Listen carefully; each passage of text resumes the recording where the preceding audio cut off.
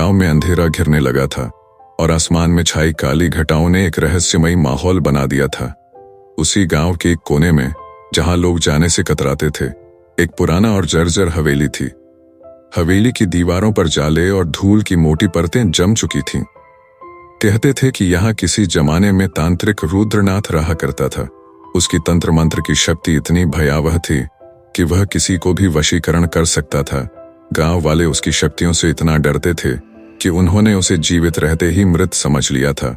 गांव के ही एक युवक अमित की जिंदगी में एक अजीब मोड़ आया, जब उसने सुन रखा था कि रुद्रनाथ की किताबें और तंत्र मंत्र के साधन अभी भी हवेली में छुपे हुए हैं। अमित को अपने जीवन में एक बड़ी समस्या थी। वह किसी लड़की को चाहता था, लेकिन वह उसकी तरफ देखती भी नहीं थी। अमित की यह अधूरी चाहत उसे वशीकरण की तरफ खींच लाई। एक दिन अमित ने अपने दोस्तों के कहने पर हवेली की ओर जाने का फैसला किया। वह जानता था कि यह रास्ता आसान नहीं होगा, लेकिन उसके मन में उस लड़की को पाने की चाहत इतनी प्रबल थी कि उसने डर को नजरअंदाज कर दिया। हवेली के करीब पहुंचते ही उसकी सांसें तेज हो गईं। हवेली का माहौल बेहद ठंडा और डरावना था।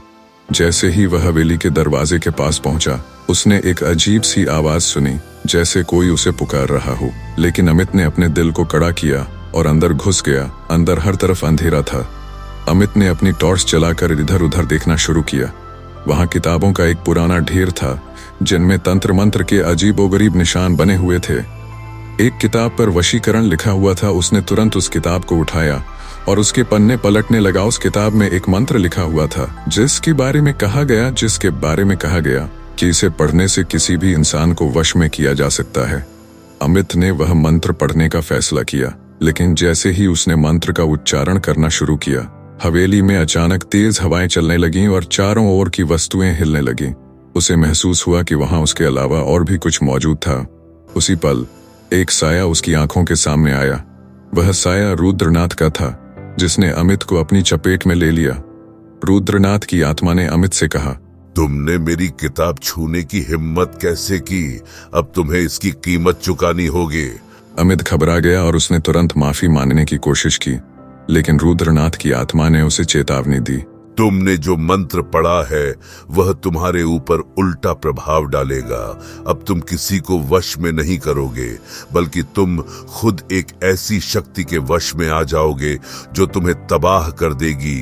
अमित ने घबराते हुए हवेली से बाहर भागने की कोशिश की, लेकिन उसके पैर मानो जमीन में धंस गए थे। उसने खुद को छुड़ाने की कोशिश की, लेकिन वह धीरे धीरे हवेली के अंदर खींचा जाने लगा। अचानक हवेली की दीवारों से आवाजें आने लगीं, चीखें, कराहें और खौफनाक हंसी। अमित को समझ आ गया कि वह अब कभी इस जगह से बाहर नहीं निकल पाएगा।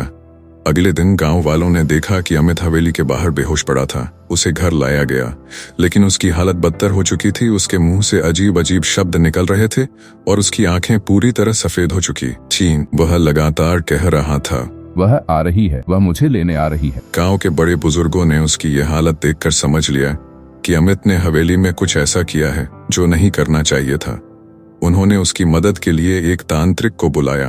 तांत्रिक ने बताया कि अमित पर वशीकरण का गलत प्रभाव पड़ा है और उसे छुड़ाने के लिए बड़ी साधना की जरूरत होगी।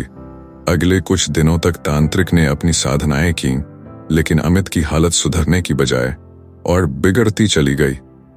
उसकी आंखें अब पूरी तरह काली हो चुकी थीं और वह अजीब सी आवाजों में बोलने लगा था। एक रात जब सब सो रहे थे, अमित अचानक उठ खड़ा हुआ और बिना कुछ बोले सीधे हवेली की ओर चला गया। गांव वालों ने उसे रोकने की कोशिश की, लेकिन उसकी ताकत बहुत बढ़ चुकी थी। हवेली के दरवाजे तक पहुंचते ही वह अंदर चला गया और दरवाजा अपने आप बंद हो गया। अगले दिन से अमित को किसी ने नहीं देखा। गांव वालों ने मान लिया कि वह हवेली की भयावह शक्तियों का शिकार हो चुका है। कुछ दिनों बाद गांव में एक और विचित्र घटना घटी। जिसने भी हवेली के पास जाने की कोशिश की, उसे अमित की आवाज सुनाई देती थी। उसकी आवाज में दर्द और डर साफ झलकता था, जैसे वह किसी से मदद की गुहार लगा रहा हो। लेकिन अब कोई भी उस हवेली की ओर जाने की हिम्मत नहीं कर सका। अमित की कहानी आज भी उस गांव में एक चेतावनी के रूप में सुनाई जाती है। वशीकरण जैसी शक्ति से खेलना अपने जीवन के लिए सबसे बड़ा खतरा साबित हो सकता है।